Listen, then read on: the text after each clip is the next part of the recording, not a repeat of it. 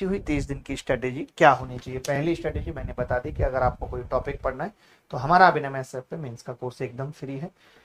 बहुत सारे बच्चे 35 40 50 हजार बच्चे ऑलमोस्ट मुझे लगता है कि उसमें पढ़ रहे हैं, तो आप भी उसका फायदा उठा सकते हैं। ठीक है, आगे बढ़ते हैं।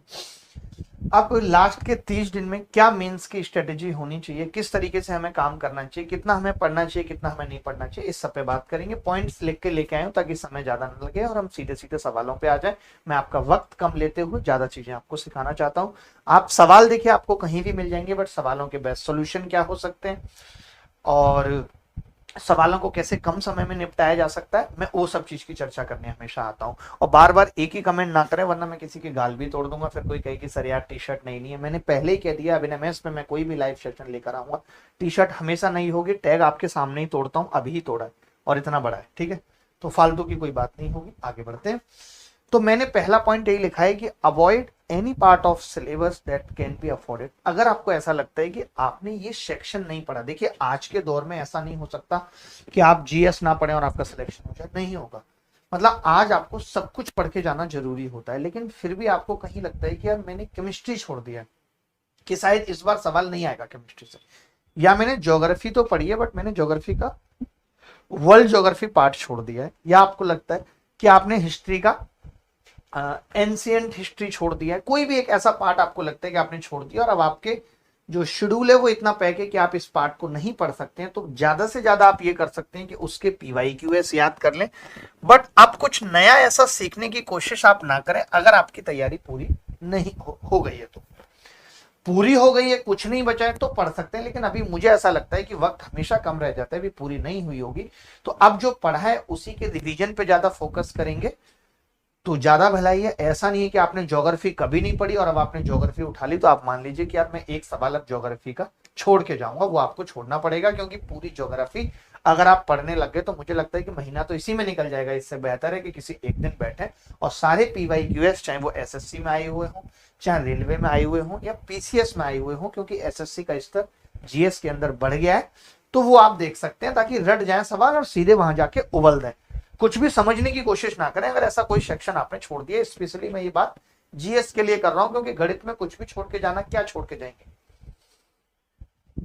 अगला पॉइंट है कि विदाउट अटेम्प्टिंग 2018 से लेकर के 2023 प्री तक के सवाल, 2018 से लेकर के 2022 तक के मेंस के सवाल, all paper with 3 mock test result can not be expected positively. ये सोच पाना कि मुझे बहुत अच्छी पोस्ट मिल जाएगी, ये गलत होगा अगर आपने अभी तक नहीं करें। वैसे मैं ये मान के चलता हूं कि 99.99% बच्चे जो प्री में सेलेक्ट हुए उन सबने ये कर रखा होगा, 2018 से 23 तक के प्री के सवाल, 18 से 22 तक के मेंस के सवाल।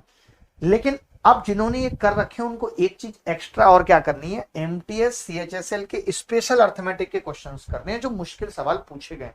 क्योंकि अगर इतना हम लोगों ने चिल्ला चिल्ला के एसएससी को बोल दिया है कि अपना स्तर सुधारो, क्योंकि एसएससी को भी अभी लगा होगा इस बार कि यार कट ऑफ इतनी हाई जा रही है, इस कट ऑफ को कुछ कम करने की जरूरत है, तो मे भी 1%, 2%, 5%, 50% हर एक के दिमाग में, चाहे वो शिक्षक हो चाहे स्टूडेंट, ये बात आती है कि क्या पता एसएससी थोड़ा पेपर का लेवल उठा दे। और जो पेपर का लेवल है, ऐसा नहीं कि एसएससी के बस की बात नहीं, क्योंकि एसएससी एमटीएस में अच्छे सवाल पूछती है, एसएससी सीएचएसएल में अच्छे सवाल पूछती है। जब वो एमटीएस और सीएचएसएल में अच्छे सवाल पूछ सकती है, तो मेंस में क्यों नहीं पूछ सकती। 2017 मेंस में पूछा था, हर एक को हिला दिया था। तो मैं ये चाहता हूँ ये गलती आपसे ना हो, तो ये मुश्किल सवाल भी आप देख लीजिएगा। वैसे मैं जो ये क्लास ले रहा हूँ इसमें मैं SSC, MTS, CDS, JET, MET, CAT के सबके मुश्किल सवाल शामिल कर ले रहा हूं। तो जो बच्चे ये मेरी यूट्यूब क्लास देख रहे हैं उनको ये टेंशन लेने की जरूरत नहीं है। जो नहीं देखना चाहते वो अपने एंड से एमटीएस, सीएचएसएल के इनके स्पेशल अर्थमेटिक के सवाल तो जरूर कर ले।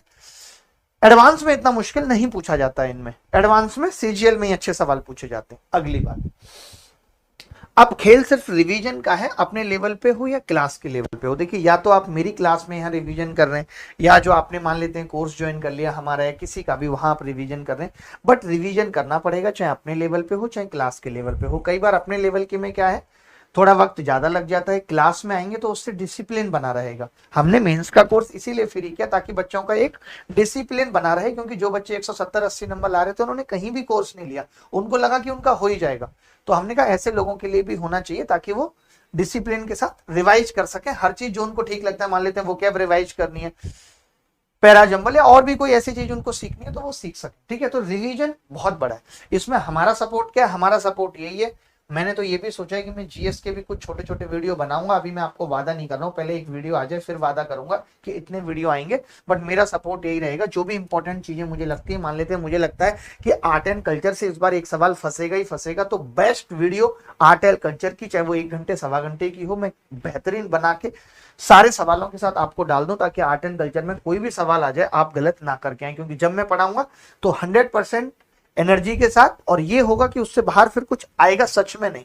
वो केवल थंबनेल पे लिखा नहीं रहेगा कि इससे बाहर कुछ नहीं है, फिर उससे बाहर सच में कुछ नहीं होगा। मैं सब कुछ पढ़ा दूंगा उसमें। यही चीज मैं मैथ्स में भी कर रहा हूँ कि जितनी भी मुश्किल चीजें पूछी गई है वो यहाँ पे आके क्लास में बता सकूं। ठीक है।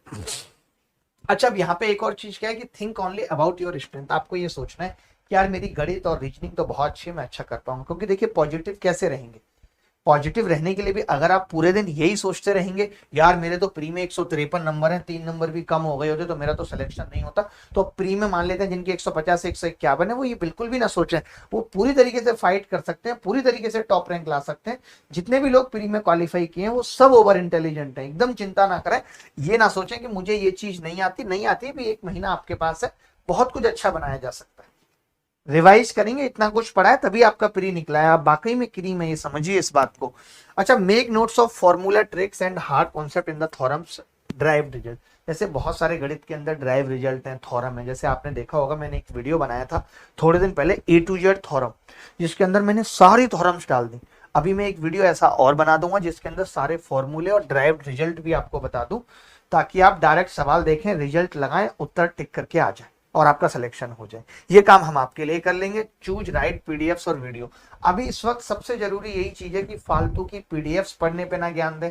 बहुत सारी पीडीएफ आएंगे, सब लोग पीडीएफ शेयर करेंगे, आप भी शेयर करेंगे, और उस पीडीएफ में या बहुत सारे वीडियो ऐसे आएंगे लगेगा कि लास्ट 10 दिन में हम निकलवाएंगे आपका मीन्स। उस तरीके के वीडियो में अपना समय ना खराब करें।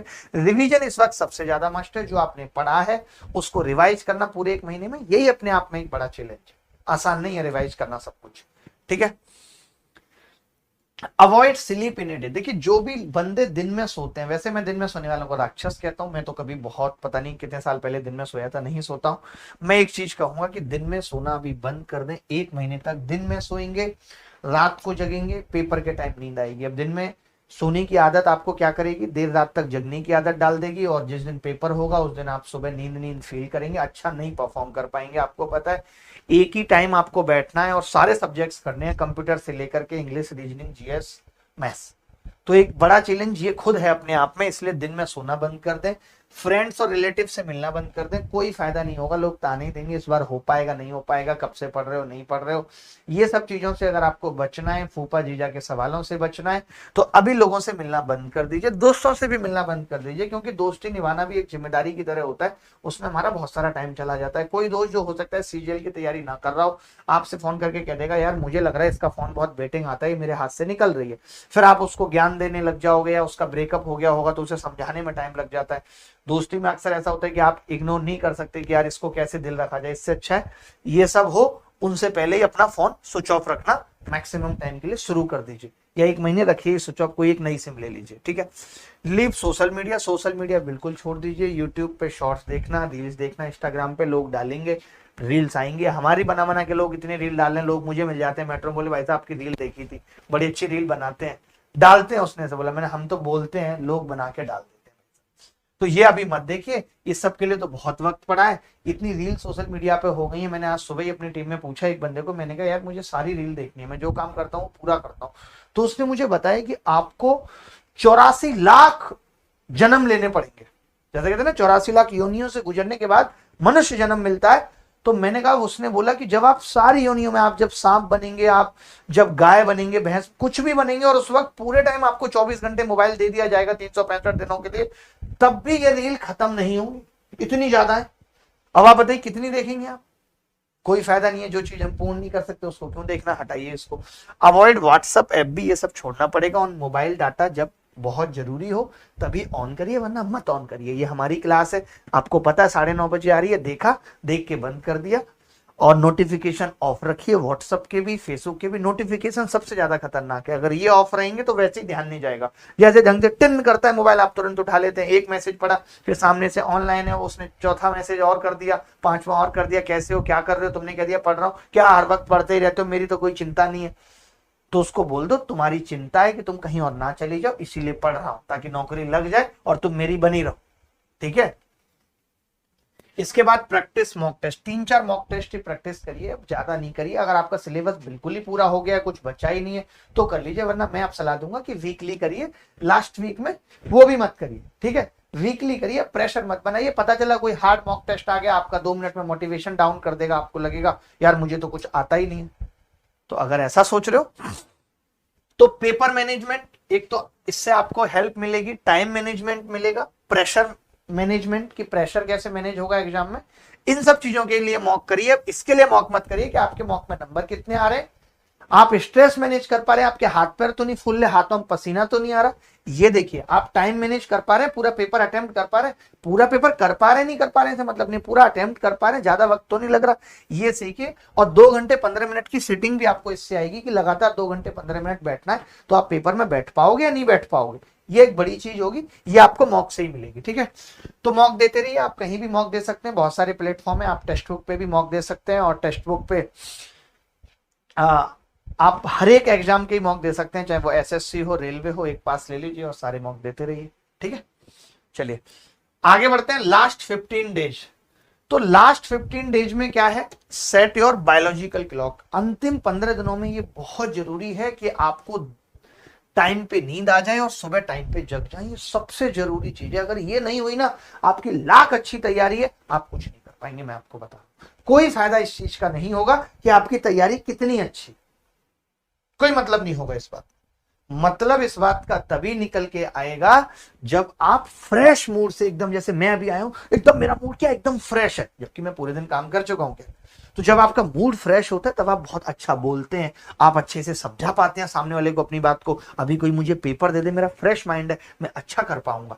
तो आपको पेपर के अंदर अगर फ्रेश माइंड लेके आना है या लेके जाना है, तो उसके लिए जरूरी है कि आप टाइम पे सो जाओ, सुबह टाइम पे जग जाए।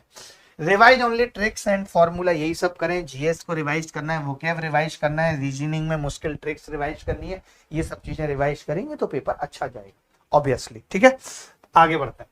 लास्ट डे कुछ भी नहीं पढ़ना है, रिलैक्स रहना है, कॉन्फिडेंट रहना है, और उससे भी बात अभी कम करनी है, लड़ाई एकदम नहीं करनी है। वो कुछ भी कहे आपको हाँ कह देना, कुछ भी कहे आपको हाँ कह देना, हाँ यार तुम ठीक हो, अभी टेंशन नहीं लेते। लड़ाई की नौबत भेजा यार, अभी टेंशन नहीं लेते, अभी तुम समझो पेपर का प्रेशर है, पेपर अच्छा हो जाएगा, नौकरी सेट हो जाएगी, तुम भी अपनी हो जाओगी, घूमेंगे ना बाहर, ऐसे करके उसको भी कन्विंस रखना है। लड़ाई करनी नहीं है, चाहे गलती उसकी हो चाहे आपकी। ठीक है।